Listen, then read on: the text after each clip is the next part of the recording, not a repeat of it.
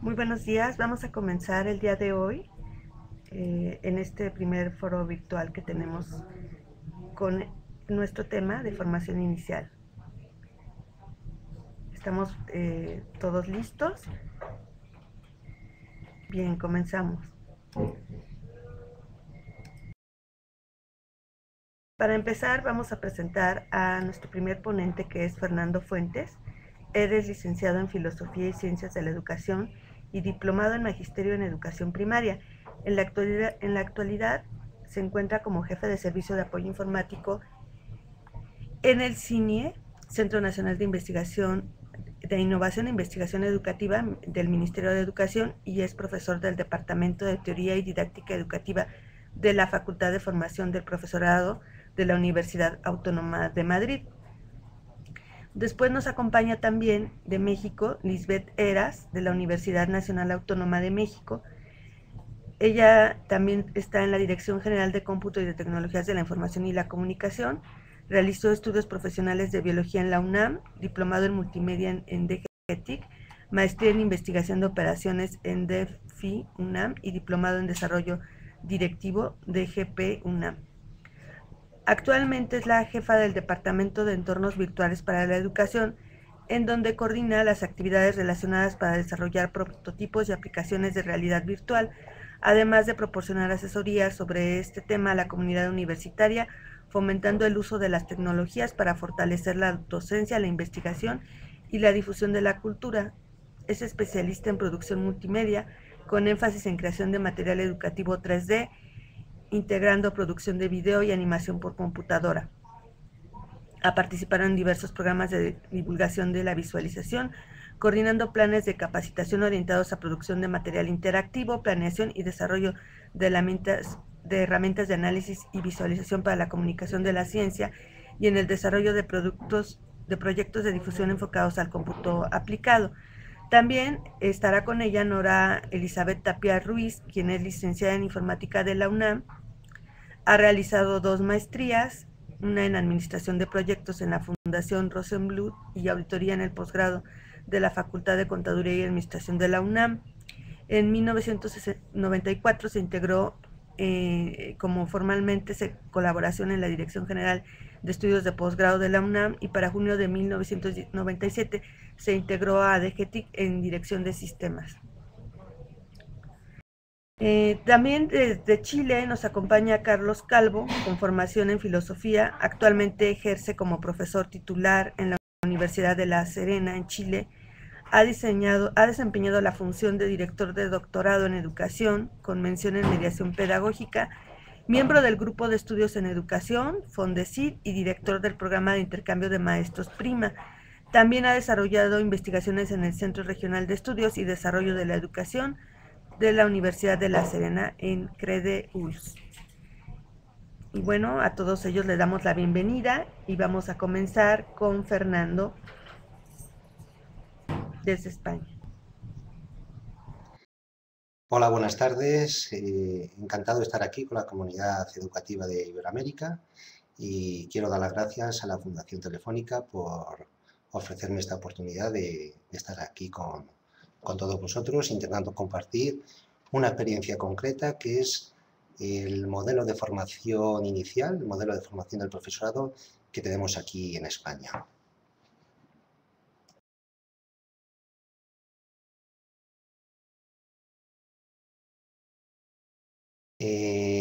Comienzo situando un poco cuál es el contexto de España en estos momentos. Nosotros nos encontramos ahora mismo bueno, pues en una situación, un contexto político que es el estar integrado dentro de la Unión Europea. Esto ha venido precedido a una unión económica previa. Ahora estamos en la unión política y lleva de la mano también, digamos, una unión social y cultural. Dentro de esa unión,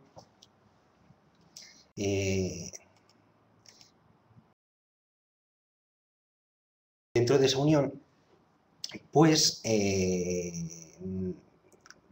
conlleva una integración del sistema educativo universitario. Entonces, para eso, los dirigentes europeos hicieron la Declaración de Bolonia con la intención de crear un espacio europeo de enseñanza superior común, con la idea de que estuviera integrado todos los sistemas educativos universitarios de Europa, de tal forma que una titulación universitaria en España fuera totalmente válida y homologable en el resto de los países europeos firmantes de este Tratado de Bolonia. Para ello declararon seis acciones por el cual todos los países se comprometían a hacer estos pasos. Uno de ellos era, como veis ahí en el primer punto, un sistema de grados académicos fácilmente reconocibles y comparables. Por ejemplo, en el caso concreto de España, teníamos un sistema universitario en el cual había, digamos, tres grados de enseñanza. Uno que era una diplomatura o ingeniería técnica, que venía a ser 3 años de duración. Luego teníamos la licenciatura o ingeniería superior, que venía a ser de 5 a 6 años. Y ya posteriormente, digamos, estarían las enseñanzas de doctorado. Bueno, pues ahora lo que conseguimos con este sistema es que haya solo 2 grados, uno que sería un grado que en el mundo anglosajón le llaman bachelor. Entonces unificaríamos aquí en España todas las carreras que teníamos de diplomatura, entre ellas, por ejemplo, los estudios de magisterio, con las licenciaturas, que en nuestro caso español, pues por ejemplo cualquier licenciado en física, matemáticas o lenguas son los que tendrían la posibilidad de impartir docencia en secundaria. Bueno, pues todo eso cambia y en España tenemos un solo grado de una duración de 4 años para todos los estudios. Bien, ¿qué más tenemos? Hay otro sistema que viene ahí que es muy interesante, yo creo que es una gran innovación y una gran aportación que da la integración en Europa, que es un sistema de acumulación y transferencia de créditos. ¿Eso qué significa? Bueno, eso significa que se intenta poner un sistema por el cual una materia que tenga una duración, por ejemplo, en España de 6 créditos, esos 6 créditos comporte una carga de trabajo igual en cualquier otro país europeo, de tal forma que el haber cursado y aprobado esa materia en España, pues sea de total validez si ese estudiante quiere estudiar en otro país europeo. Ese sistema de transferencia de créditos va a posibilitar la siguiente acción, que es la movilidad de estudiantes entre los distintos países europeos, de tal forma que un estudiante español puede hacer perfectamente primero de carrera aquí en España y irse a Francia a realizar segundo, de tal forma que el primero realizado en España es totalmente válido y homologable con el estudio que haga en Francia y viceversa. Igualmente, esta proposición se hace igualmente extensible para docentes e investigadores del mundo universitario.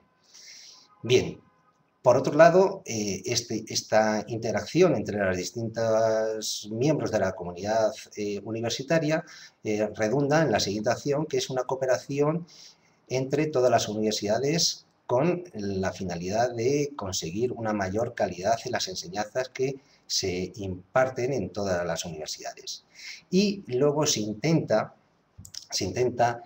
dar una dimensión europea, por esto lo que decía al principio de la integración europea, no solo sea económica y política, sino también cultural, pues intentar introducir esa dimensión europea en todos los estudios de enseñanza superior. Bien. De estas acciones voy a detenerme brevemente en lo que se llama el Sistema Europeo de Transferencia y Acumulación de Créditos, porque se basa primeramente no solo en la carga lectiva que pudiera tener el profesorado, que hasta ahora es lo que en España se hacía, sino que se pretende que se base en los resultados de aprendizaje que esperamos que tengan los alumnos de nuestras universidades. Por lo tanto, se centra en la carga de trabajo que requiere la superación de una materia. Esa carga de trabajo no es únicamente cuantificable por el número de horas que pasa el alumno en clase escuchando al profesor. Eso digamos que es una parte que se cuantifica, pero sobre todo, en esa carga de trabajo se incluye la parte de evaluación y también la parte de trabajo personal, de trabajos, de investigaciones y que tiene que realizar el alumno para poder superar esa materia. Esta cuantificación se hace de la siguiente forma. En un aprendizaje formal, es decir, en un año de estudios de cualquier grado, se contabiliza que tiene que tener 60 créditos. Esos 60 créditos, o mejor dicho, cada crédito, supone una carga entre 25 y 30 horas de trabajo para un alumno, incluido, ya digo, la asistencia a clase, más el trabajo personal que tiene que dedicar para superar esa materia. De tal forma que, por ejemplo, para unos estudios de grado, como tenemos nosotros en magisterio, pues tendría una carga de 60 horas 60 créditos por 4 años, sería de 240 créditos el que lleva la superación del grado de magisterio. Bien, ahora voy a intentar explicar cuál sería, digamos, la capacitación, según los estudios universitarios que se realicen, para impartir docencia en España. Entonces, lo que primero voy a hacer es explicar brevemente cuáles son las distintas etapas del sistema educativo español. Tenemos una primera etapa, que es la educación infantil, que va de 0 a 5 años. Normalmente esta educación se suele dar en escuelas infantiles que solo tienen esa etapa educativa, o puede ser que estén integrados en colegios de primaria, pero que los alumnos solo van a partir de los 3 años, o sea, sería de 3 a 5 años. Bien, tenemos otra etapa, que es educación primaria, que sería de primero a sexto, y que va de 6 a 12 años.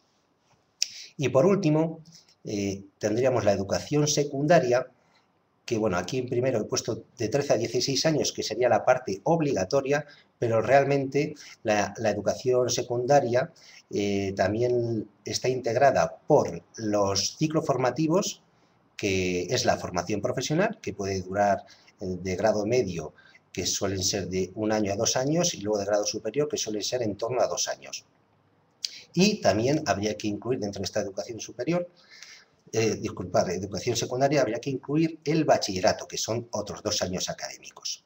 Bien, pues, en principio, para estar capacitado, es decir, para tener la titulación acorde para poder impartir la educación infantil, la etapa de 0 a 5 años, habría que estudiar un ciclo formativo de grado superior especial o de la especialidad de educación infantil, o bien un grado de magisterio en educación infantil.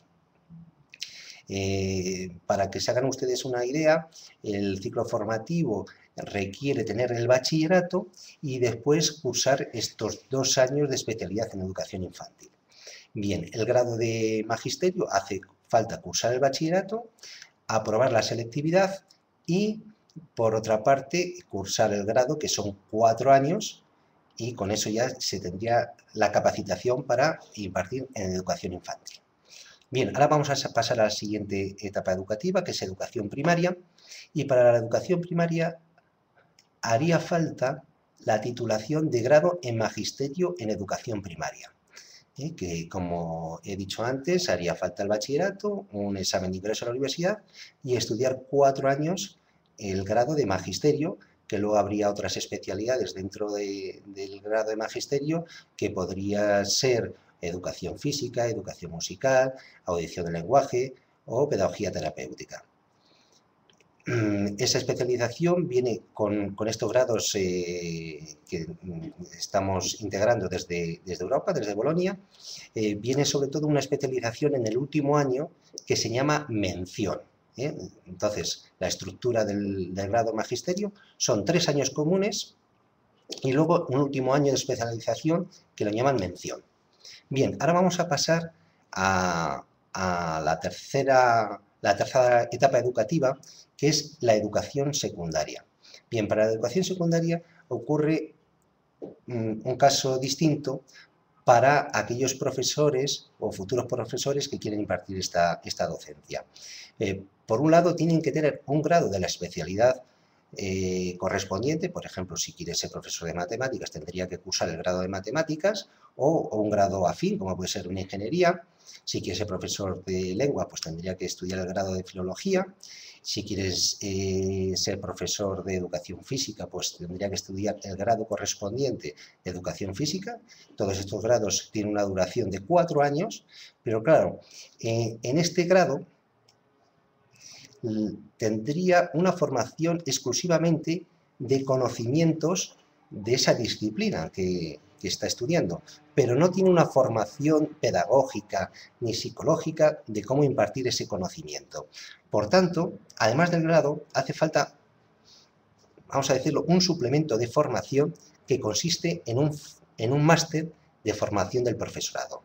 Este máster en el que básicamente van a tener un complemento de formación pedagógica, psicológica, didáctica, de orientación educativa, para poder impartir todo aquel conocimiento que han conseguido en el grado. Bien, ¿cómo queda la estructura del grado de magisterio? Es decir, aquellos estudiantes que pretenden dar docencia en colegios de primaria. Bien, hemos dicho que tiene 4 cursos académicos, lo que supone son 60 créditos por año, por lo tanto serían 240 créditos. Las asignaturas las hemos dividido así en 2 grandes bloques. Serían unas materias de didácticas específicas, es decir, que aparte de aprender el conocimiento de la disciplina correspondiente, como viene ahí, lengua, matemáticas, ciencias sociales, también aprenderían la didáctica de cómo enseñar esa correspondiente conocimiento. Y luego un segundo bloque que hemos llamado materias transversales, que serían, digamos, conocimientos genéricos que les puede servir para cualquier otra disciplina o materia. Entonces, desde pedagogía, sociología, psicología, temas transversales como educar para la igualdad y la ciudadanía, o, por ejemplo, la materia que yo imparto en la universidad, que es las TIC para la sociedad digital, y así sucesivamente. Otro aspecto importante de los estudios de magisterio es el practicum, es decir, es la parte práctica de cómo poner en funcionamiento todo ese conocimiento que supuestamente han adquirido en la universidad. Este practicum se realiza en colegios, donde allí van a estar, por una parte, supervisados por el profesor, por el tutor profesor del centro, y por otra parte, también supervisados por un profesor de la universidad. Y finalmente, la otra característica que quería decir era que en el 4º curso hay una especialización que se llama mención, y esa especialización estaría pues relacionada o bien con la disciplina didáctica y también con la pedagogía terapéutica, audición del lenguaje o el resto de las disciplinas que, como he dicho, son matemáticas, lengua, educación física y educación musical. Bien. Por otro lado, este es el bloque que ya prácticamente he explicado, que sería la estructura de aquellos futuros profesores que quieren impartir en la etapa de secundaria. Entonces, aparte de su máster en su disciplina correspondiente, le hace falta tener este máster en formación del profesorado. Entonces, como decía antes, se trata de de complementar esa formación de la disciplina del conocimiento científico que tienen con materias, digamos, también transversales, de cómo se puede enseñar ese conocimiento. Bien, antes he dicho que España está en un proceso de integración en un sistema político, económico y también cultural dentro de Europa. Bien, desde Europa también nos vienen marcadas unas líneas del resultado que deben de tener los alumnos de primaria y de secundaria, y ese resultado lo han llamado desde Europa competencias clave. Este es un concepto que cuando desde aquí del Ministerio de Educación se ha traducido en ocasiones y ya se ha, digamos, difundido ya irreversiblemente por competencias básicas. Lo digo por si ustedes alguna vez escuchan competencias básicas, pues que sepan que es lo mismo que competencias clave, que ha sido, bueno, pues ya saben ustedes algunas dificultades que tenemos en las traducciones anglosajonas al castellano. Bien, ¿cómo se definen estas competencias claves que se pretende que consigan los alumnos cuando terminan su etapa educativa de primaria o secundaria? Bien, la definición viene por aquellos conocimientos, procedimientos y actitudes que son capaces de tener los alumnos y aplicados en un contexto concreto. ¿De acuerdo? Entonces, digamos que sería un paso más adelante de las programaciones que teníamos hasta ahora, las programaciones didácticas que teníamos a raíz de la LOCSE en España, de la Ley Orgánica General del Sistema Educativo. Era por una parte que se programaba sobre objetivos, según esos objetivos habría unos contenidos y junto con unos criterios de evaluación. Bien, esas tres partes no se desechan para nada, sino que tanto objetivos, contenidos como criterios de evaluación tienen como última finalidad conseguir una competencia clave en el alumno. Por lo tanto, una competencia clave no solo está relacionada con una sola materia, sino que puede estar relacionada con 2, 3 o incluso con todas las materias que cursa un alumno. ¿Cómo podemos ver eso? Bien, pues desde Europa también nos indican cuáles son las competencias que debe tener el alumno. Entonces, como pueden ver allí, hay una competencia de comunicación lingüística, una competencia matemática, competencia en el conocimiento y interacción del mundo, tratamiento de la información y competencia digital, que por lo tanto, como pueden ver, esta es una competencia que podría tratarse desde cualquier materia de la etapa educativa, bien de primaria o secundaria, una competencia social y ciudadana, es decir, también hay que saber ser ciudadanos activos y responsables, una competencia cultural y artística, competencia para aprender a aprender, una competencia que nunca se va a abandonar en la vida, sería la capacidad de aprender a lo largo de toda la vida, y una autonomía personal. Estas competencias, digamos que serían el resultado final que queremos de nuestros alumnos. ¿Y por qué digo esto? Digo esto porque según, digamos, el producto final que nosotros queremos seguir o conseguir con nuestro alumnado, quizás podemos plantearnos cuál es el perfil profesional que queremos para los docentes. Bien.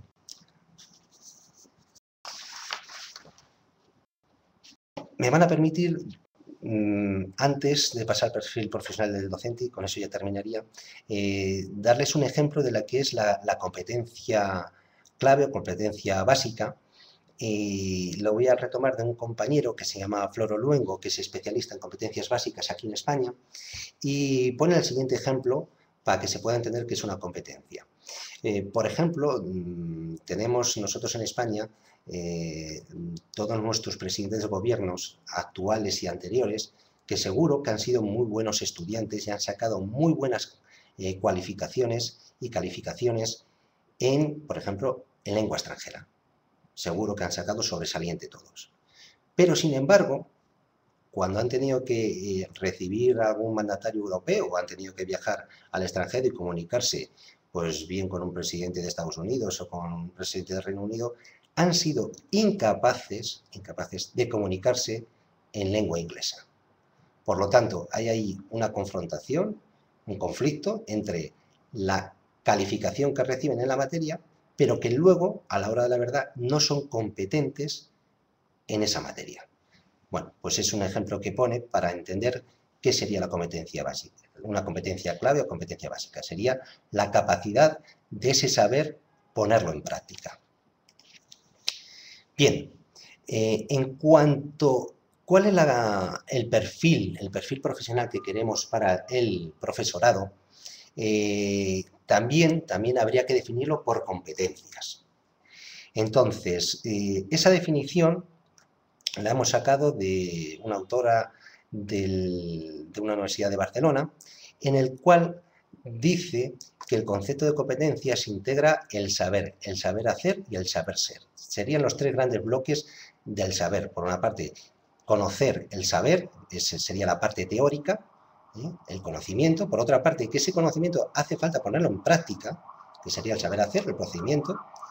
Y por otra parte, también hay que saber ser, hay que dar ejemplo, hay que, digamos, que predicar con el ejemplo y no con la palabra. Bien, entonces ahí se constituye conocimientos a través de las habilidades y las actitudes.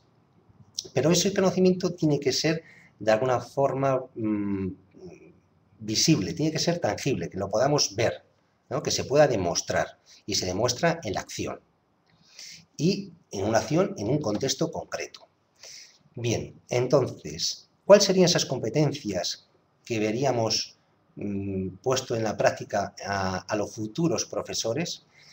Bien, pues por aquí me van a permitir que me apoye en varios autores, principalmente en Manso, a partir de una investigación que hizo el Instituto de Investigación de Finlandia. Y también aquí en España tenemos algo parecido con la NECA, que es una agencia nacional que se dedica a la evaluación de la calidad y la acreditación. Y también hay otro autor que se llama Perrenoud, que también define 10 competencias que tiene que tener el perfil docente. Bien, la primera de ellas es evidente, que es la competencia en la materia, es decir, tener conocimiento sobre la disciplina que se va a impartir. Por otro lado, no solo hace falta saber sobre algo, sino también saber transmitir ese conocimiento, ¿no? Para ello hace falta las competencias pedagógicas.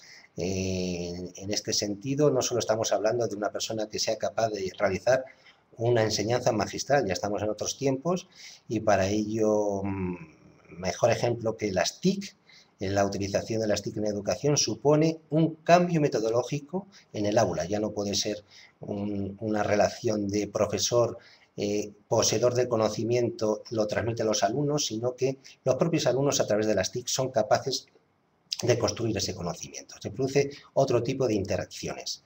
Bien, la siguiente competencia es saber integrar la teoría y la práctica, es decir, saber estar al corriente de todas las corrientes pedagógicas y todas las disciplinas y avances que hay, y saberlo eso aplicar. Por otro lado, el profesor no actúa solo, está en cooperación y en relación y en colaboración con toda la comunidad educativa, no solo digamos, de su ciclo o de su etapa, sino de todo el centro al que pertenece.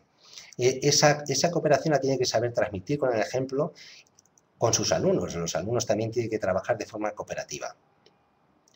Bien, la garantía de calidad se establece a través siempre de fuentes externas. Aquí en Europa tenemos varios modelos. Está el modelo FQM, con criterios objetivos con los que se puede valorar la calidad en educación, o también tenemos el modelo de la ISO 9000. Otro perfil que debe tener, otra competencia, es la movilidad. La movilidad en un sentido que sepa promover el intercambio de alumnos, de sus alumnos con otros centros, bien a nivel regional o nacional e incluso internacional, y eso mismo, que haya esa movilidad del profesorado con experiencias que se puede trabajar de forma cooperativa, y de hecho hay en Europa muchos programas que facilitan el intercambio de profesores centro a centro. Bien, otro de los rasgos que hemos estado viendo sobre la calidad, y el principal de ellos es el liderazgo. El liderazgo se entiende no solo de una persona que sepa promover proyectos dentro de su grupo de alumnos, sino también dentro de su departamento o proyectos dentro del centro que promuevan el cambio.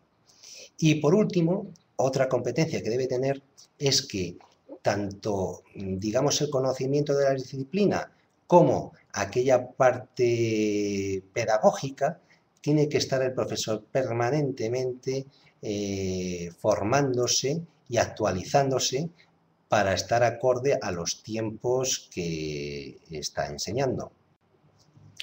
Y con esto, pues, termino mi ponencia haciendo hincapié en dos cosas. Por un lado, me gustaría decir que como aspectos positivos de este modelo tenemos sobre todo la integración europea, que yo creo que ha sido bastante beneficiosa para el modelo educativo universitario. Dentro de esta integración tenemos un gran reto, que es integrar esas competencias básicas a nuestro sistema educativo. Es decir, es un conocimiento, una capacidad que tienen que tener todos los profesores de cómo programar tanto objetivos, contenidos y criterios de evaluación para conseguir que los alumnos sean competentes en alguna de las 8 disciplinas que hemos dicho antes. Y por último, hay otro gran reto, y eso hay un debate en España, que es sobre la formación del profesorado. Aquí tenemos un modelo de formación para los médicos que, aparte de la formación que reciben en la universidad, luego, digamos, hay un periodo intermedio de especialización en los hospitales, donde están aprendiendo, supervisado por profesores médicos, en la práctica de la medicina. Bien, por ese modelo muchas veces se ha puesto como ejemplo para poder hacer algo con respecto a los docentes. Tener una mayor implicación práctica en los centros, como profesores que estén supervisados por otro profesor con mayor experiencia y que le pueda introducir en la práctica educativa con mayores garantías y no solo pasar, digamos, de la universidad directamente a los retos que supone el aula. Bueno, pues con lo que he dicho termina mi intervención, y gracias por su atención, y espero que haya sido de su agrado. Muy bien, pues damos gracias a Fernando Fuentes por esta interesante reflexión acerca del perfil competencial del docente en España. Nos ha presentado un panorama muy, muy completo y hay algunas preguntas que al final plantearemos. Ahora vamos a dar paso a la presentación de Lisbeth Heras Lara de la UNAM, quien a partir de su experiencia nos plantea el modelo a nivel medio superior en la UNAM.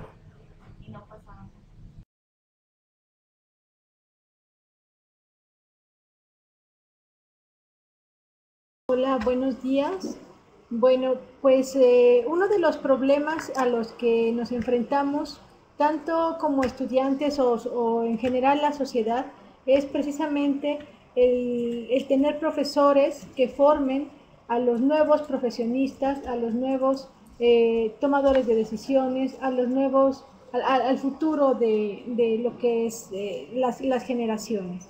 En México no existe un programa oficial en donde se formen profesores de educación media superior.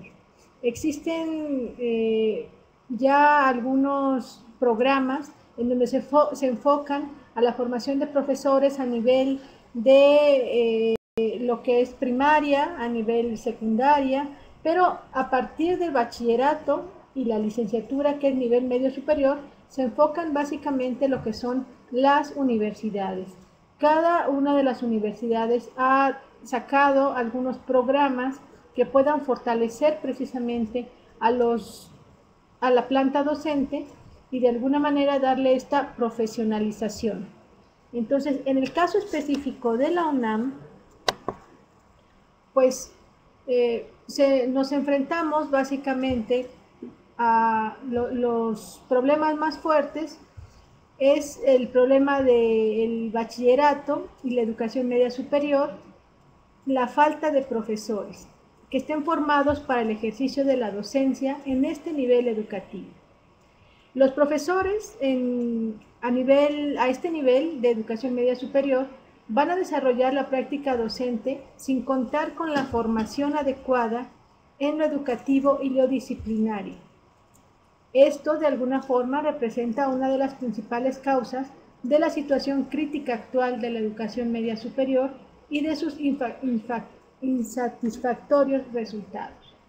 De tal forma que si una persona es egresado de licenciatura, tiene conocimientos en un área específica, puede conseguir un puesto, una vacante como profesor a nivel bachillerato o a nivel licenciatura, sin necesariamente tener la experiencia docente, ya que la experiencia docente la va a estar proporcionando el ejercicio profesional, los cursos de actualización, ya sea por interés curricular o por programas de capacitación intensivos, aunque también el tiempo frente al grupo sobrepasa el tiempo dedicado a los cursos de actualización.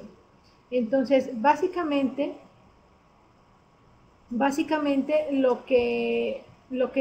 a lo que se enfrenta un profesor egresado de una licenciatura, por decir, de física, de química, de biología, es tener que enseñar a sus alumnos estos conceptos de ciencias sin la parte de la formación docente, de tal forma que los resultados se ven reflejados en los alumnos al tener un bajo aprovechamiento y una eficiencia terminal muy baja. En la universidad se ha tenido el reto ya hace algunos años de impulsar un programa de formación de profesores que les va a permitir a los participantes actualizar los conocimientos disciplinarios y poder desarrollar nuevas competencias, tanto en habilidades docentes como en las experiencias de aprendizaje significativas, y así también en un desarrollo profesional y humano que permita el proceso formativo de los alumnos. Este programa está impulsado por la Universidad Nacional Autónoma de México, recibe a estudiantes de todas las universidades, no necesariamente tienen que ser de la Universidad Nacional Autónoma de México, sino que también que tengan una licenciatura y que quieran profundizar sus conocimientos en la parte docente para formar a los nuevos alumnos. Entonces, el programa de maestría en docencia para la educación media superior, en sus abreviaturas es MADEMS, tiene fundamentos de carácter social y carácter académico. Uno de los principales fundamentos consiste en preparar bien a los jóvenes, las generaciones que vienen empujando, las cuales van a ingresar al campo de trabajo o proseguir los estudios cursando alguna licenciatura. Entonces, en México, gran cantidad de los estudiantes se quedan precisamente a este nivel, lo que es el nivel bachillerato, pasando la secundaria y antes de la licenciatura. Y precisamente con estos conocimientos son con los que se tienen que enfrentar al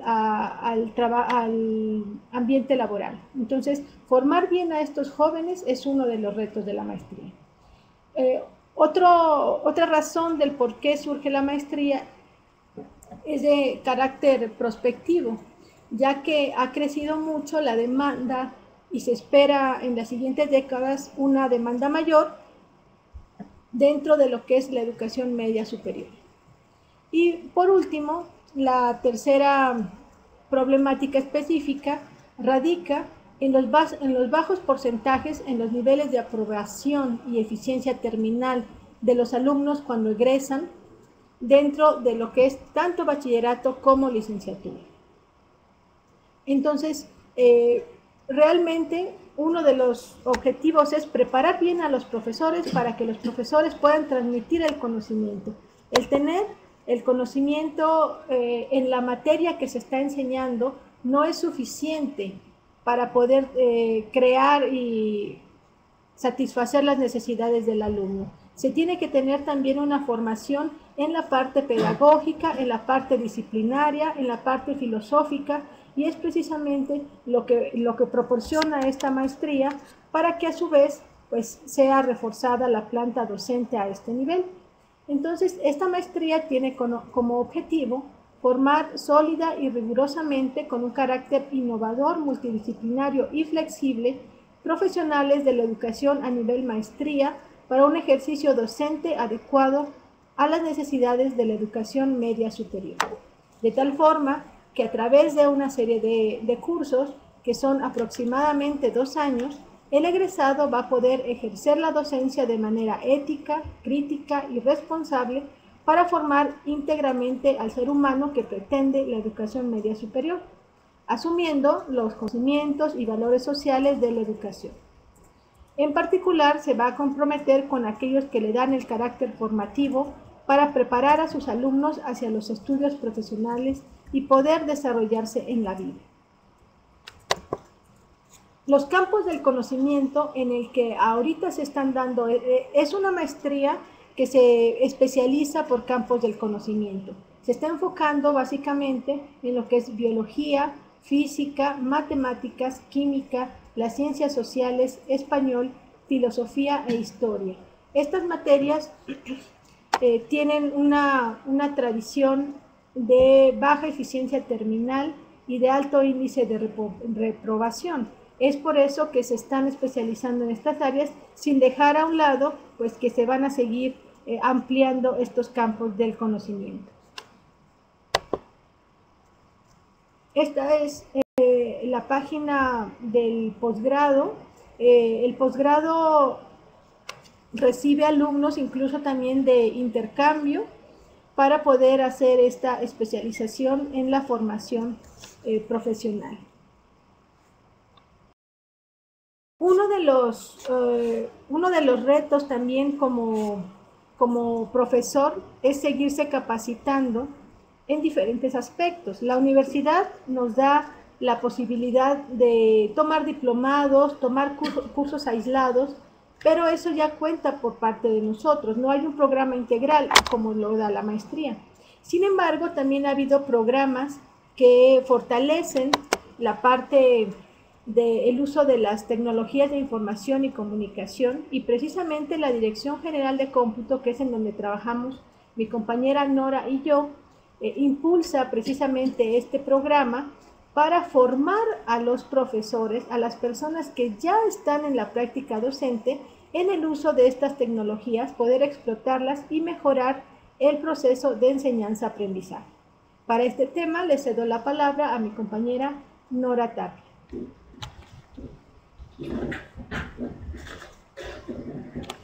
Hola, ¿qué tal? Buenas tardes, buenos días, buenas tardes. Mi nombre es Nora Tapia y les hablaré un poco de cómo fue creándose este programa y finalmente los servicios y cómo se ha ido estructurando este programa en el trabajo con los profesores, cómo los hemos ido capacitando o formando, y finalmente cómo hemos ido trabajando con los becarios, que es otro programa alterno que tenemos para su apoyo.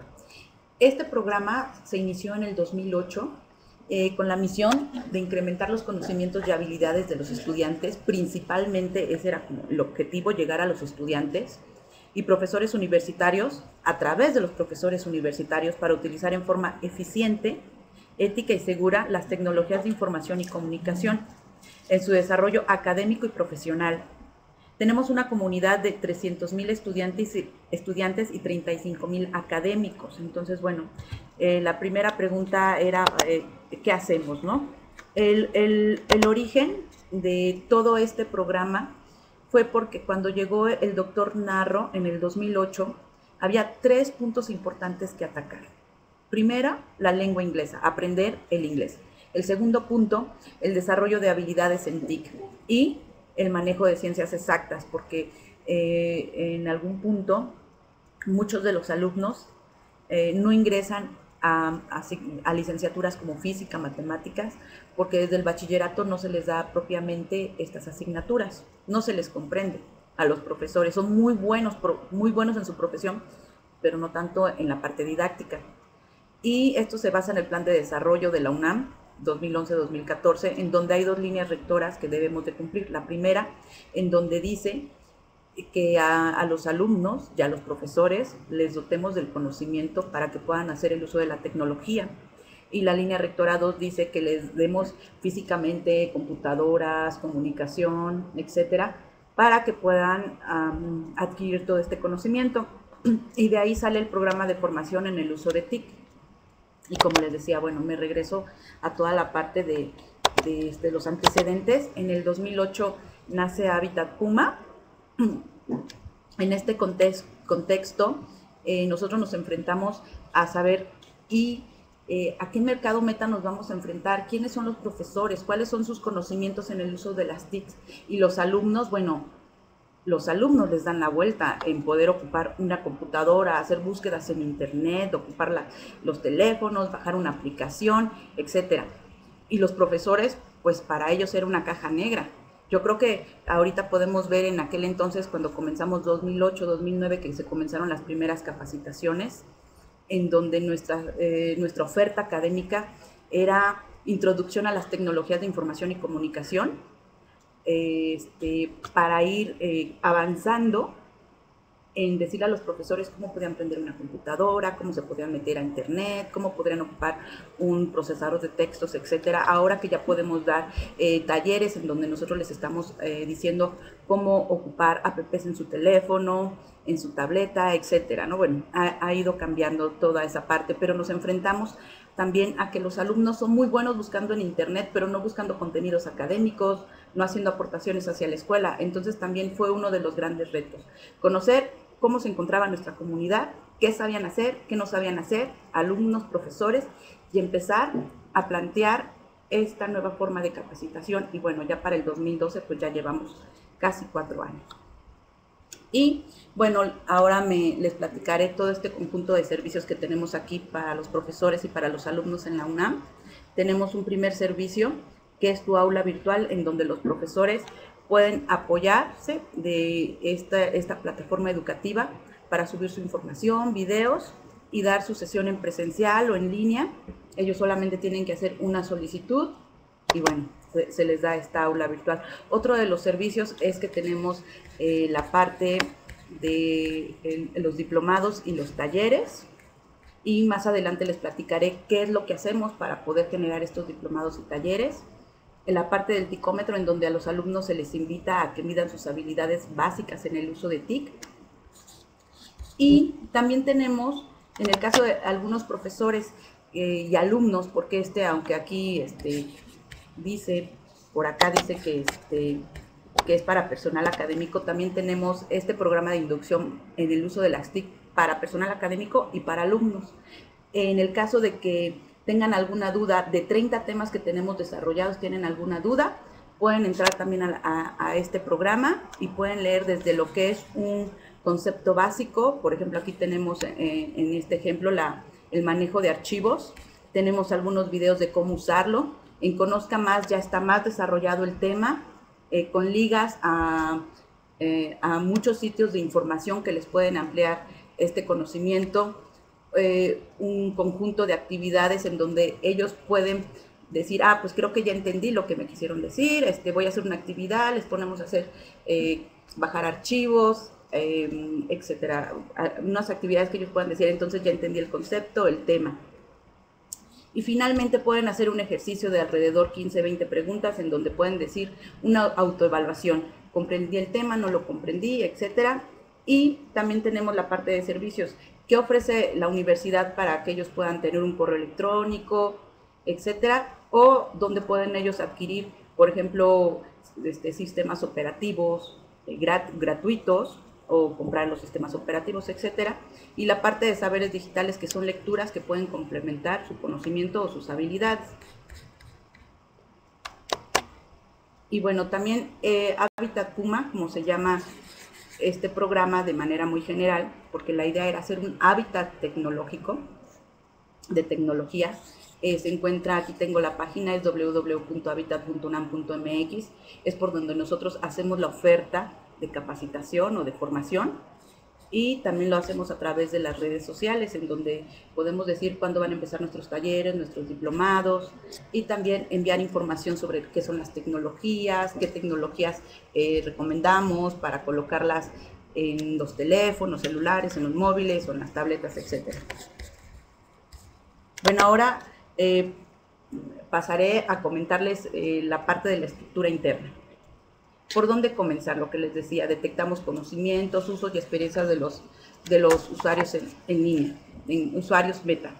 El número de profesores por materia de cada sistema o nivel escolar, cuántos teníamos en bachillerato, cuántos teníamos en licenciatura, qué edad tenían los profesores, también era muy importante saber si eran profesores jóvenes, intermedios, grandes, qué aportaciones podían tener, de qué asignatura sobre todo, porque nos encontrábamos, por ejemplo, profesores de cierta asignatura, ya de toda la asignatura, que no querían nada de capacitación con las TICs, por su propia, pues yo creo que forma de ser en la carrera, licenciatura, etcétera.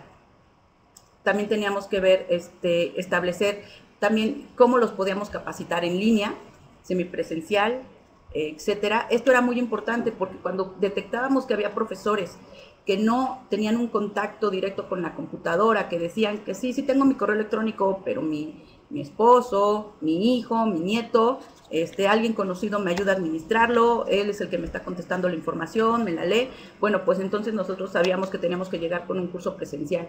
Ya cuando muchos profesores tenían cierto conocimiento y manejo de la computadora, ya sabíamos que los podíamos invitar a un curso semipresencial o totalmente en línea.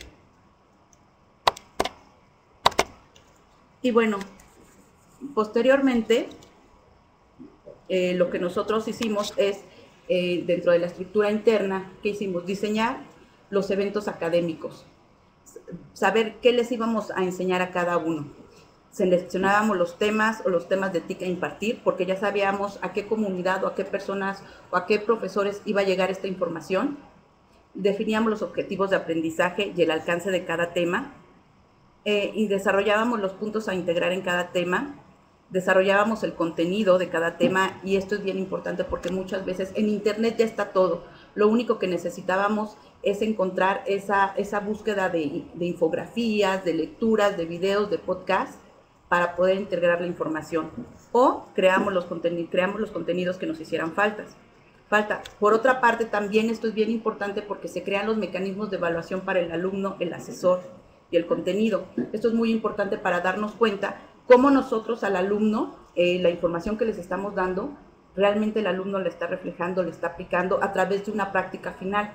El asesor, que es evaluado directamente por compañeros de este programa de formación, y directamente por el alumno, y finalmente si el contenido le fue de utilidad o no al alumno, ¿no? Que son cuestionarios de opinión finales. También nosotros hablamos, que es muy importante, y creo que es como esta parte de tener mucho cuidado en la selección de los asesores. Dentro de los prerequisitos, una de las cosas es saber que cuentan con nivel licenciatura con título. ¿Por qué? Bueno, porque va a estar capacitando a profesores de bachillerato y licenciatura que ya tienen un título. Otra cosa es la pasión por la docencia, que les guste enseñar, que tengan esa habilidad. Un excelente manejo de la comunicación escrita, porque muchos de nuestros talleres es a través de estarles dando realimentación a través de foros por la plataforma o correo electrónico. Entonces era muy importante que tuvieran mucho cuidado con la escritura, porque estárselo mandando a profesores que a sus alumnos les están exigiendo una buena redacción, claridad en las ideas, pues también era muy importante para nosotros que por ese medio también se pusieran a expresar.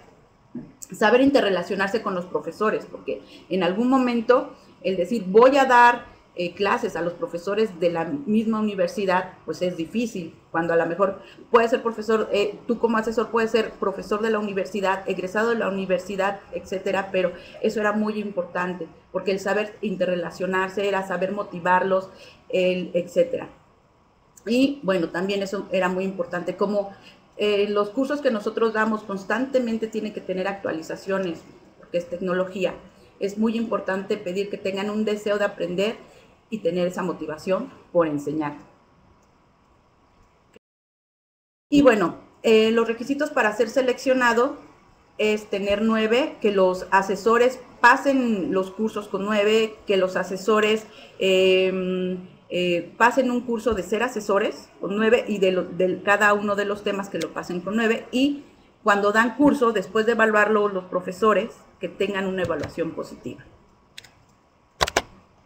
Y bueno, hay una parte, ya me apuro en esta parte, es muy importante que cuando los asesores llegan con el profesor, hay una estructura de apoyo en clase en donde hay una persona que le está ayudando a guiar a todo el grupo, cuando son nuevos o cuando son nuevos asesores, a guiar a todo el grupo, a que haya una buena dinámica en el trabajo. Aparte hay un equipo de becarios que les están ayudando a los profesores a que puedan ubicar dónde está la URL, dónde tienen que entrar, su contraseña, cuáles son las actividades que deben de hacer en caso de que se atrasen para poder llevar a buen fin cada sesión presencial con los profesores. Y aparte hay un monitor que desde las instalaciones de la UNAM se está verificando que esté funcionando bien la plataforma, que si tienen alguna duda de algún contenido, alguna actividad, también les puede estar ayudando, resolviendo dudas, tanto en las sesiones presenciales como a lo largo de lo que dura el curso.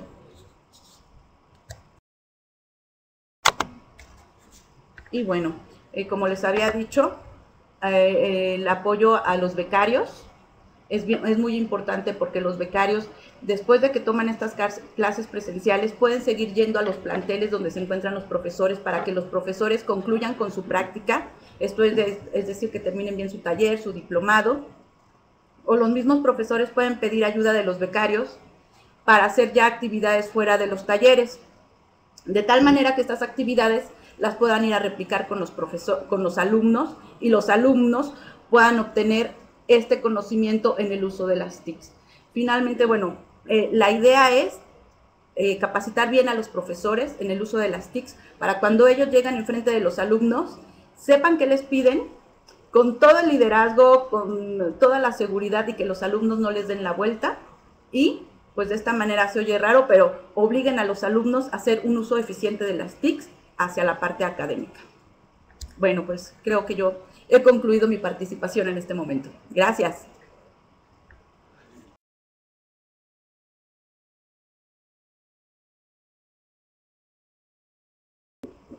Damos las gracias a México, y vamos ahora con Carlos Calvo desde Chile, que nos va a presentar el modelo Formación Inicial Docente. Adelante. Buenas tardes, un saludo para todos y todas. Es complejo hablar sobre la formación docente. En Chile tenemos una diversidad de programas de formación de docentes, lo que ha significado una gran diversidad de tipos de profesores, lo que yo considero personalmente que es una ventaja y no una limitación. Sin embargo, la escuela, los resultados de los escolares están en crisis y los niños y niñas no están aprendiendo. Algo no está funcionando. En Chile hemos tenido ya durante 2 años movimiento estudiantil muy fuerte, muy poderoso, reclamando la calidad de la educación, y también problemas asociados con ellos que tienen que ver con la implementación durante la dictadura del modelo neoliberal. En Chile predomina la política de mercado en la educación, y eso permea todo el proceso. No hablar de eso en el proceso de formación de profesores es hablar desde el aire y cometer errores bastante profundos. Históricamente la imagen del profesor se ha ido deteriorando profundamente, y hoy día el profesor no es un personaje en la sociedad, tiene una baja autoestima, cualquier persona lo maltrata de cualquier manera, igualmente sus alumnos, y todo se le echa la culpa al profesor. Y el profesor, lamentablemente, le echa la culpa al alumno. Los medios de comunicación, que tienen una influencia social, educativa impresionante, han hecho oídos sordos a todo esto, y cada día tenemos una televisión que enajena mucho más a las personas. Todo este contexto, dicho de una manera tan breve y tan rápida, nos señala una desesperación de parte de las personas que toman decisión y están mirando en cualquier dirección a ver cómo pueden arreglar esta situación.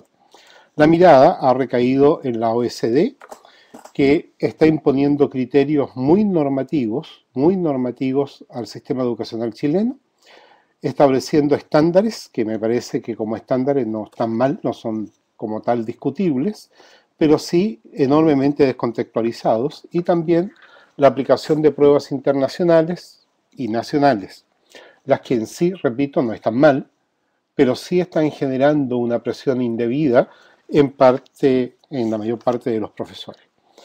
En atención a aquello, yo les planteo a ustedes que la educación, lo que normalmente se entiende por educación, ha sufrido un proceso de confusión, y hoy día hablamos de lo que pasa en la escuela como si fuera lo mismo de los procesos educativos. Y ciertamente son dos procesos distintos. Una cosa es educar y otra cosa es escolarizar. Digámoslo de otra manera. Una cosa es educar informalmente en los contextos sociales y familiares donde vive la persona, que incluyen también los escolares, y otra cosa es la educación enclaustrada dentro del ámbito de la escuela. Esa distinción me parece fundamental porque la escuela ha errado el camino, y como lo ha errado la escuela, lo ha errado también la universidad. Y la universidad hoy día, en los procesos de formación de profesores, a pesar de la diversidad que tenemos, hay un patrón común, que es la escolarización de los procesos formativos. La educación, o educar, consiste en un proceso en que el educando crea relaciones que son posibles. En cambio, en el ámbito de la escolarización, vale decir, la educación metida dentro de la escuela, lo que tenemos es la insistencia perniciosa de que la persona repita relaciones preestablecidas, dichas ya por las ciencias, por los artistas y por lo demás. En el primer caso tenemos una persona que puede crear y que puede innovar. En el segundo caso nos vamos a quedar con personas que en el mejor de los casos repiten bien, normalmente repiten mal. En este sentido, el proceso de formación inicial docente, ¿no es verdad?, ya comete un error cuando empezamos a hablar de aquello, porque se supondría que la persona no tiene nada previo. Entonces, estos no son procesos iniciales, son procesos que debieran continuar otros procesos de formación inicial. Todas las personas somos educadores, algunos después nos profesionalizamos. Pues bien, el proceso de formación debiera anclarse en la condición innata, mediada después por la cultura, que esa persona tiene para educar. La universidad hace en general tabula rasa, no olvidemos la herencia aristotélica, una tabula rasa de lo que la persona es históricamente, no considera cómo ella tiende a enseñar, naturalmente, sino que le aplica un modelo. Y a veces aplica un modelo a como sea, la persona tiene que aprenderlo. Con eso, ¿qué conseguimos? Personas que empiezan a repetir lo que se le enseñan, pero no a crear aquello. Estos aprendizajes no escolarizados son ciertamente aprendizajes holísticos, pues involucran toda la vida de la persona. No puede separar un niño que está conociendo lo que es cognitivo de lo que es valórico. Tampoco aquello que es axiológico. No puede separar lo estético. Lo va aprendiendo como una sola unidad. En la escuela lo separamos. Y ahí tenemos un problema que después no logramos superar. En este sentido, en el mundo universitario y así como en el mundo escolar, existen una cantidad que yo le he llamado trampas epistemológicas, que se insertan en el paradigma como entendemos nosotros lo que es enseñar y educar. Hay un temor, aquí lo escribo, visceral, ¿no es verdad?, a la complejidad de los contenidos, ¿no? Entonces muchos profesores dicen, no, mira, hazlo de esta manera, esto es lo más sencillito, apréndete esto nomás y con eso es suficiente. No, la complejidad abarca todos los procesos de la vida, por lo tanto, al educando, independiente de la edad, y con mayor razón al que va a ser futuro profesor, hay que meterle la complejidad a lo que va a enseñar, si no, ¿cómo más tarde podrá enseñarlo si no se ha metido en ella? Segundo, hay un temor visceral a la equivocación. Al alumno que se le equivoca se le castiga. Es distinto al alumno que está mintiendo, pero se confunde mentira con equivocación. Al alumno hay que permitirle equivocarse. Más aún, la universidad es el lugar donde el alumno tiene la posibilidad de equivocarse. A eso va la universidad, a equivocarse, no a repetir verdades, por muy verdaderas que sean. También se le teme a la improvisación que no es planificada. En este sentido, realmente el educador, como un artista, tiene que ser capaz de improvisar.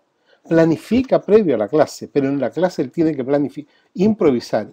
La improvisación, la equivocación y la complejidad entonces sufren el ostracismo social, en donde se refugia entonces este modelo educativo escolarizado. En el asignaturismo, entonces la persona estudia, ¿no es cierto?, disecciona la naturaleza en algo que le llama física, en algo que le llama biología, y cree que entre las dos no hay relación. Y de hecho se le enseñan en general como si no tuvieran relación. Hay también una parcelación del saber. Pedacitos así, nunca están conectados uno con el otro. Y después se le pide que conecten. Aquí decimos, eso es pedirle peras al olmo. Y por eso muchos estudiantes fracasan. Cuando fracasan en los estudios formales, pero no fracasan en los estudios que hacen informales. Se enseñan certezas objetivas. Claro que es verdad que hay hechos que ha descubierto la ciencia. Pues bien, el educando tiene que aprenderlo, tiene que descubrirlo él. Él tiene que hacer el descubrimiento. Más vale que se demore, que sea lento, porque si integra bien, más tarde va a pegar un salto cualitativo. Se pasan materias, se pasan contenidos, y hoy día son tantos los contenidos curriculares que en la universidad el alumno no alcanza a aprenderlos todos, tampoco alcanza a enseñarlos después en la escuela, y nos estamos quedando siempre a mitad de camino. Algunos progresan, pero ¿cuánto? ¿El 10%? Nunca más del 20% de todos los escolares. Y la tentación de la memorización ahí está. Entonces el alumno opta por lo más sencillo, que es muy desgastante, por supuesto. Memoriza la materia y lo repite tal cual y el profesor queda contento. Otra trampa epistemológica en que al separar, ¿no es verdad?, en estancos lo que es la naturaleza, no podemos establecer el continuo. Por lo tanto, siempre tenemos agregado, yuxtaposición, pegoteo. Y se habla a veces de clase interdisciplinaria y todo lo demás, que no terminan siendo más que yuxtaposición. Se procede contra natura. ¿Por qué? Porque estamos forzando al educando a aprender de una manera que yo creo, ¿no es verdad? Y lo he comprobado en investigaciones, no es la forma natural en que fluye el aprender del sujeto. Fíjense que nosotros dicotomizamos en el mundo universitario el que sabe con el que no sabe. ¿Acaso cuando se descubrió el bosón de Higgs, los científicos declararon que con esto empezaban recién a investigar, que se le había abierto un mundo de ignorancias? Pues en la formación formal castigamos entonces el no saber. Separamos sujeto y objeto. Y después terminamos convencidos que hay una parte de nosotros que es subjetiva, y por lo general negativa, y una parte objetiva. Y esa objetiva no la podemos controlar, y por ejemplo ahí se aprovechan los médicos porque nos tienen un cuerpo ajeno a nosotros, nos medican exclusivamente para sanar una parte de nuestro cuerpo. Tenemos una concepción lineal también de cómo acontecen las cosas, una primero, otra después. Y con eso ha derivado aquí en el occidente esa fatalidad de considerar el tiempo como oro, ¿no es cierto? Entonces el tiempo es tan valioso que no podemos perder. Pues hay que perder el tiempo, ensimismado en la maravilla de cómo vuela una mariposa, por ejemplo.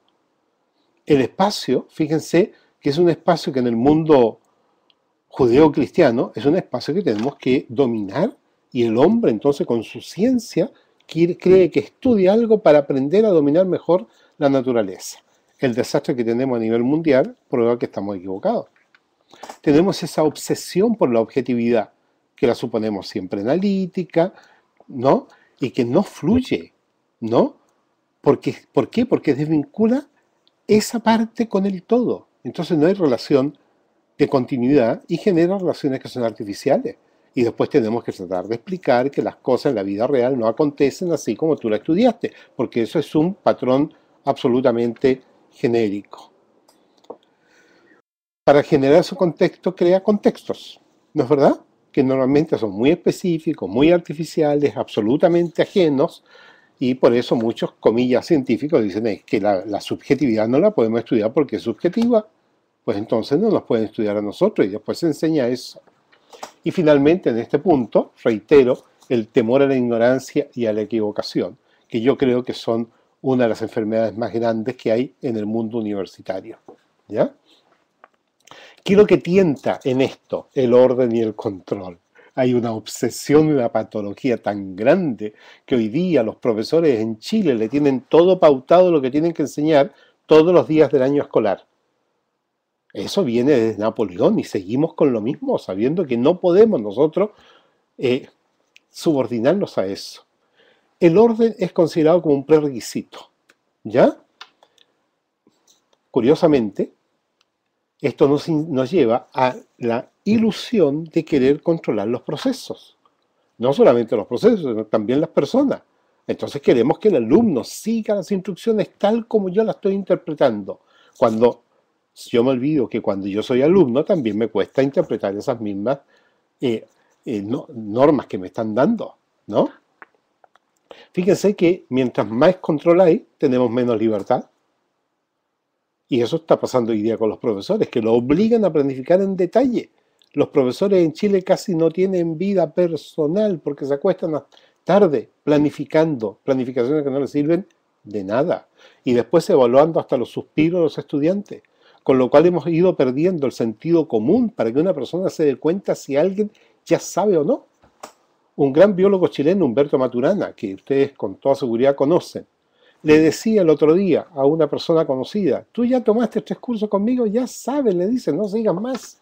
No le tomó ninguna prueba, bastaba en la conversación de él con el otro para darse cuenta que sabía. Y muchas veces al estudiante lo estamos sometiendo a una tensión muy grande porque además tenemos que demostrarle que siempre está por debajo. Por supuesto, siempre va a estar por debajo, pero por debajo cualitativamente.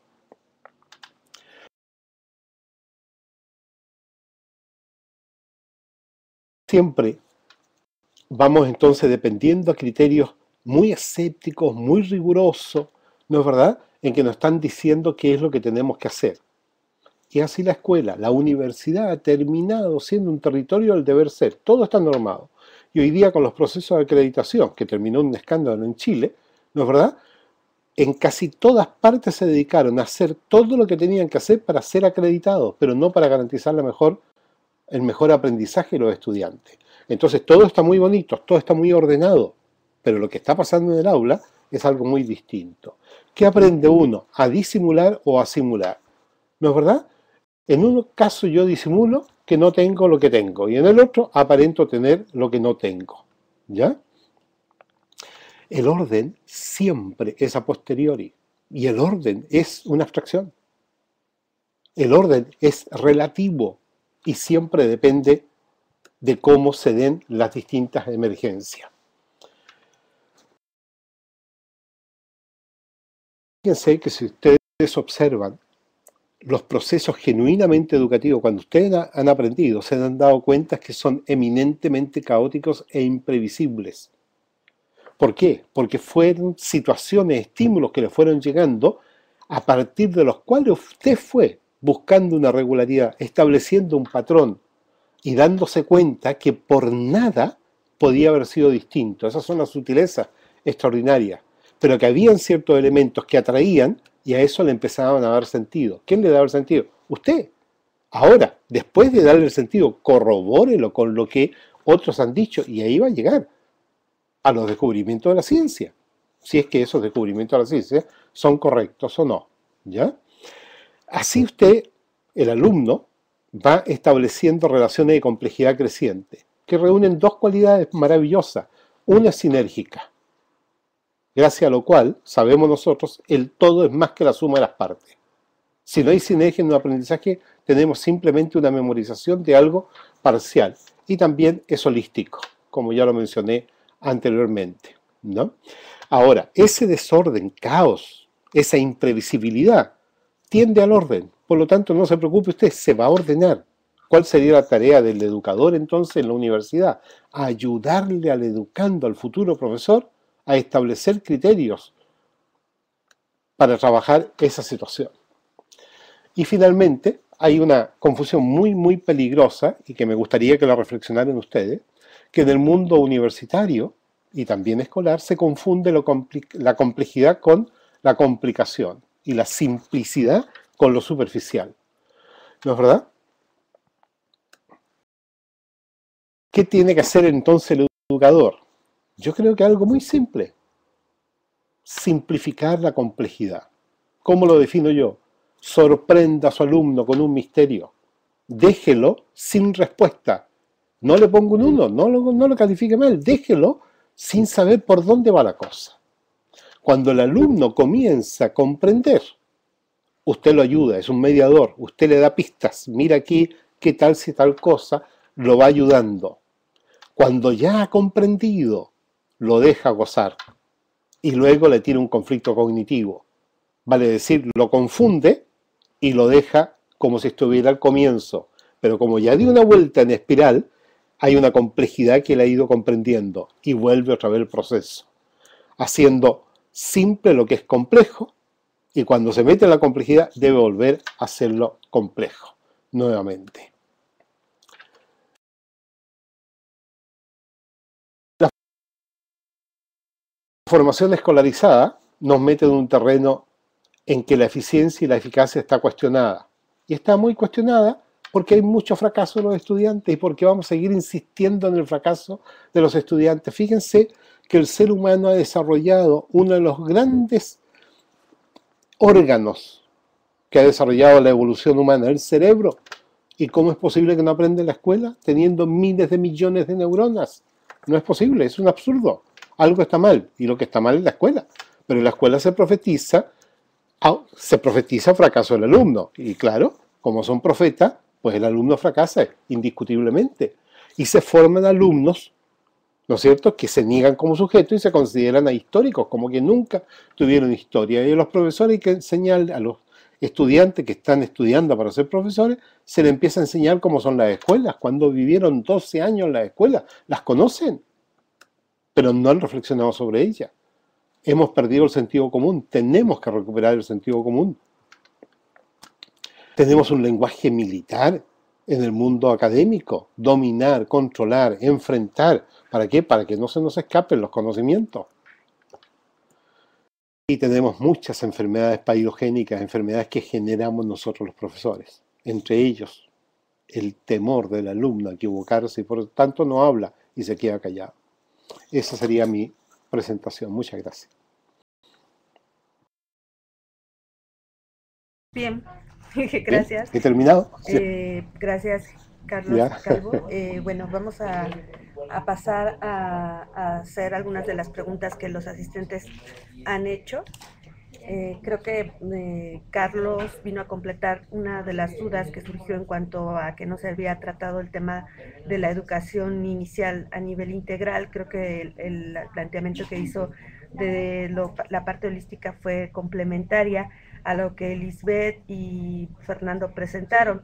En el caso de Lisbeth y lo que mostraron fue como un panorama de una propuesta en cuanto a la educación preuniversitaria y universitaria en la UNAM, haciendo uso sobre todo de las tecnologías, desarrollando estas habilidades que junto con Fernando coincidieron en que son competencias que se tienen que adquirir por parte de los profesionistas actuales.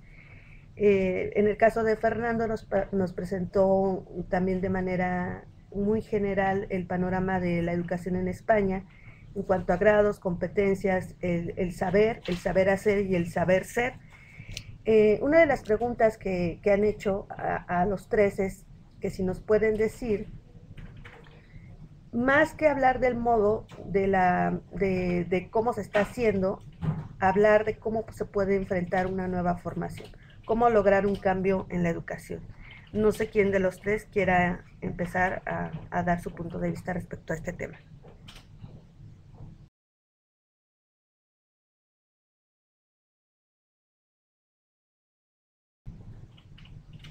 Perdón, me distraje con la pregunta, estaba leyendo las notas, ¿no? Y me distraje con la pregunta, ¿cuál es? Es hablar más del modo de enfrentar la nueva formación, cómo lograr un cambio en lo que se viene haciendo. Sí, me gustaría solo decir que yo creo que estamos muy confundidos en los procesos de formación de cualquier profesional, de cualquier persona.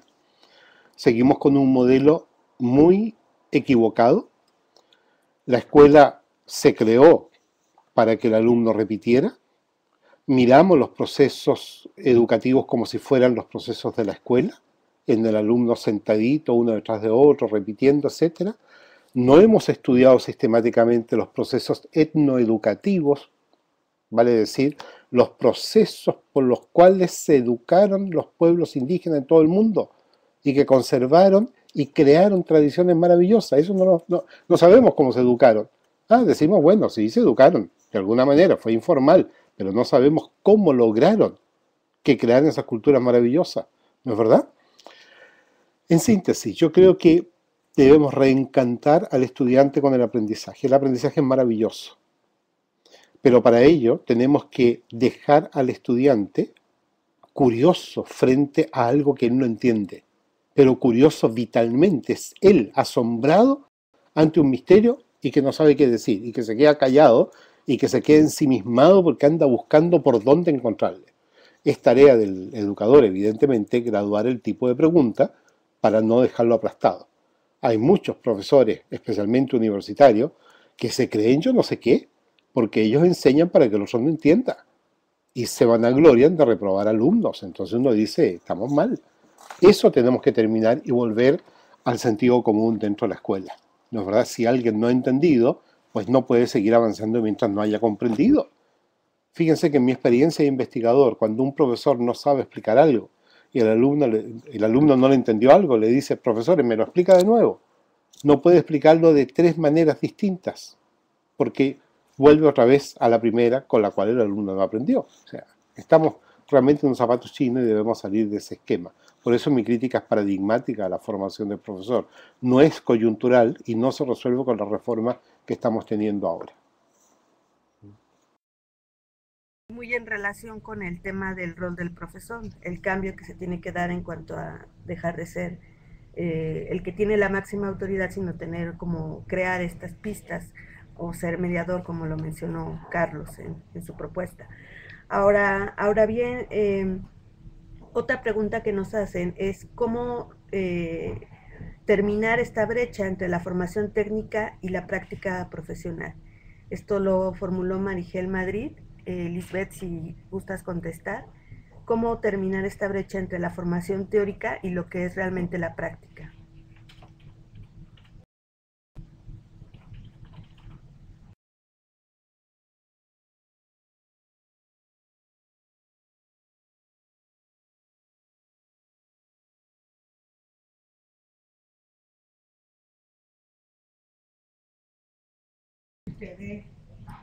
Nadie habla. Sí, creo que tiene algún problema en su sí. Yo hablaría, pero prefiero que hablen mis colegas, ¿no? ¿Ya? Le damos oportunidad a Fernando en lo que se... Sí, claro. Fernando Fuentes. Sí, disculpa, la pregunta era que me ha pasado antes, como a Carlos estaba despistado. Así es, ¿cómo terminar la brecha entre la formación teórica y la práctica? Sí, yo quiero hacer un par de reflexiones con respecto al perfil del docente que hay en magisterio, es decir, de los profesores que van a impartir la docencia en educación primaria, del perfil de profesores que van a impartir la docencia en secundaria. Hay un perfil que es el de magisterio, que desde que ingresa a la universidad tiene claro que va a ser profesor en una escuela, y el perfil digamos, del profesor de secundaria, que cuando ingresa a la universidad no sabe dónde va a trabajar. Digamos que hay un alumbramiento vocacional posterior, que cuando termina ya sus estudios bien de matemáticas, literatura, física, es cuando se plantea la posibilidad de ser profesor y por lo tanto estudia ese complemento de formación que es el máster. Entonces, yo sí que he visto en la práctica que digamos que la implicación vocacional de los maestros en primaria es sin intentar hacer daño ni hacer crítica a nadie, es superior que en los institutos de secundaria, que eso no quita que en secundaria haya muy buenos profesionales.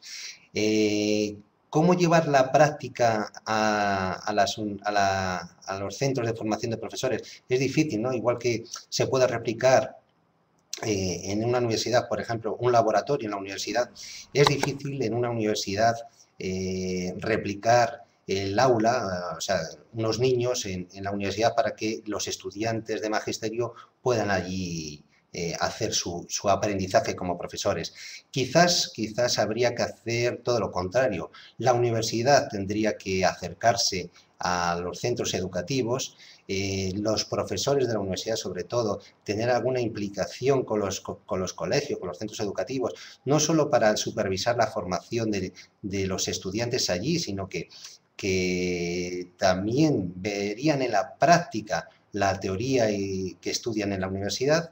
Y bueno, quizás aquí hay una propuesta en España que no es descabellada, que es hacer una práctica larga, no solo de unos meses, sino de 1 o 2 cursos escolares, una práctica guiada de formación en los centros educativos.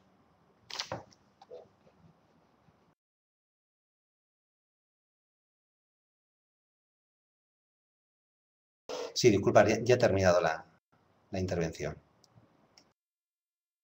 Gracias, Fernando. Bueno, vamos casi terminando. Ya recuperamos, Lisbeth, ya estás nuevamente en conexión. Sí, ya estoy en conexión. Muy bien. Otra de las preguntas es ¿cómo podemos hacer estos profesionistas? ¿Cómo los podemos formar con el modelo que actualmente estamos llevando?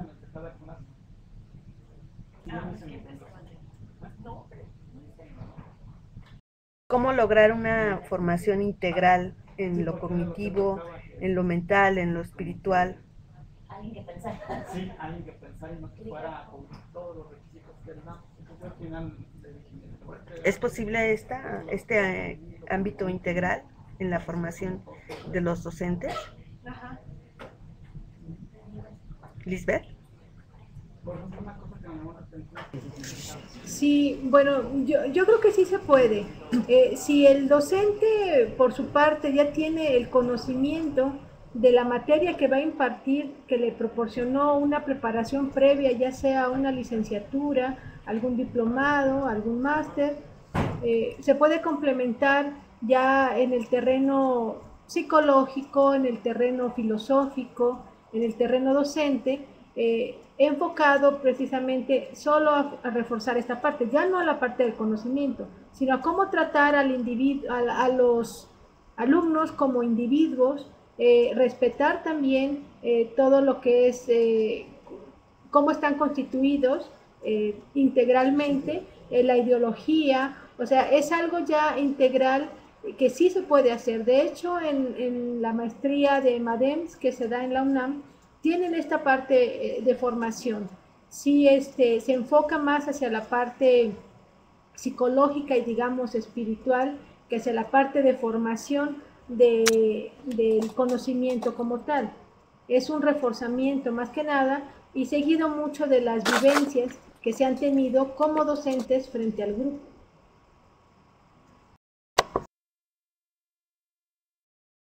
Gracias. Gracias, Lisbeth. Gracias, Lisbeth. Otra pregunta recurrente tiene que ver con el tema de las evaluaciones. Sonia Rivera pregunta, ¿dónde puedo encontrar ejemplos de resultados de las evaluaciones integrales?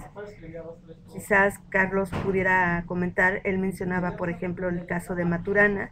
En cuanto a la evaluación, nos gustaría que pudieras, Carlos, aportar algo al respecto.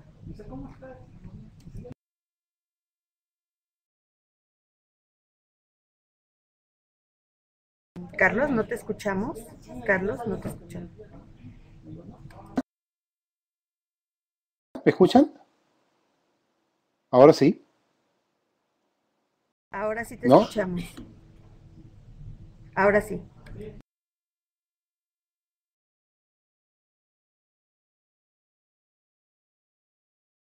Perdón, Carlos, te volvimos a perder.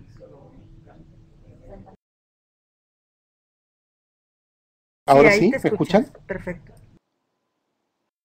Ya, perfecto.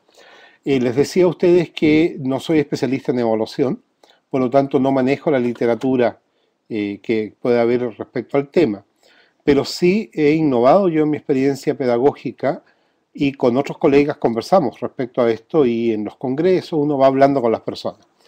¿A qué he arribado yo respecto a esto?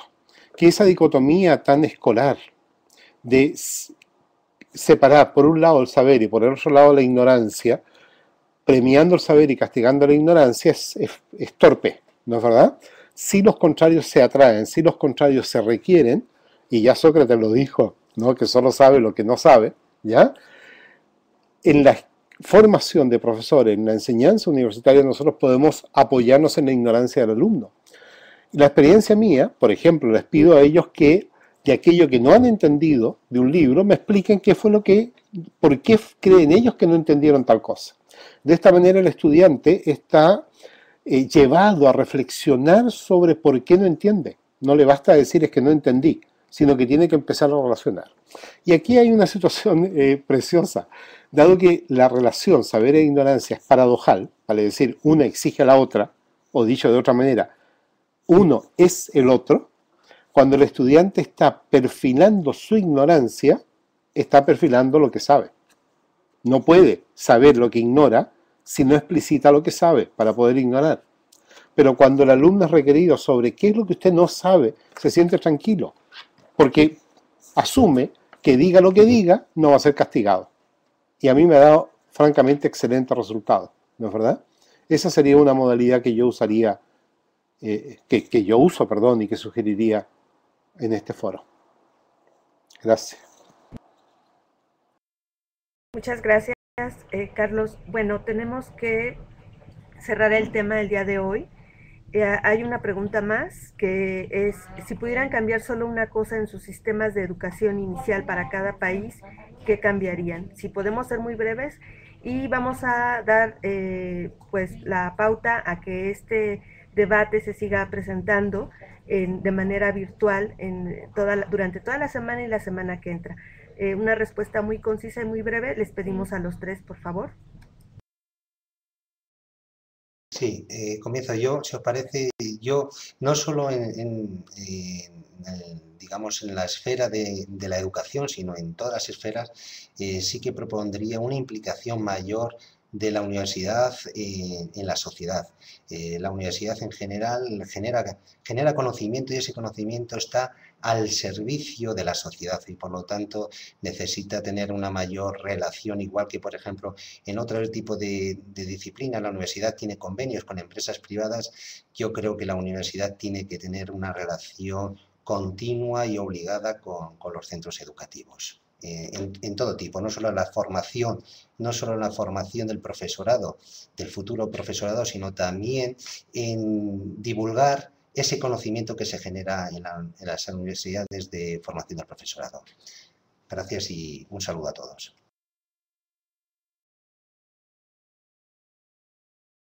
Gracias, Fernando. Sí, ¿Quieres dar respuesta? Algo que se puede cambiar en cuanto a la formación inicial, bueno, algo que va a repercutir en la formación inicial de los alumnos es precisamente la formación de los profesores.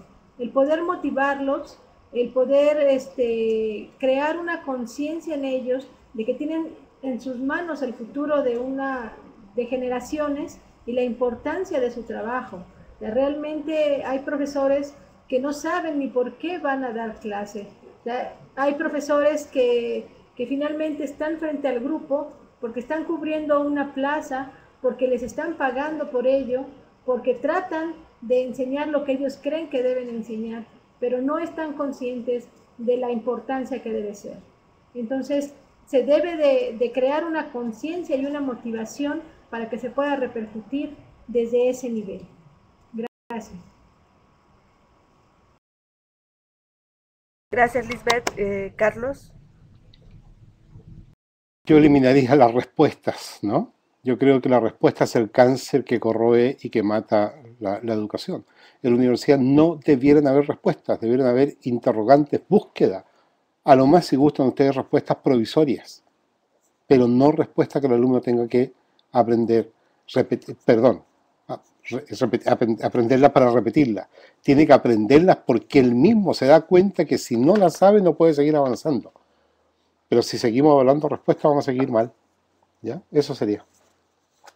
Interesante debate el que tuvimos el día de hoy. Agradecemos mucho a Carlos Calvo, Lisbeth Eras, también a Nora Elizabeth Tapia, que nos acompañaron, Fernando Fuentes. Es un panorama muy completo y bueno, les invitamos a continuar en el debate a nivel virtual. Gracias a todos y pues nos vemos próximamente. Gracias. Gracias a Dios. Hasta luego. Un gusto. Hasta luego. Igualmente. Chao.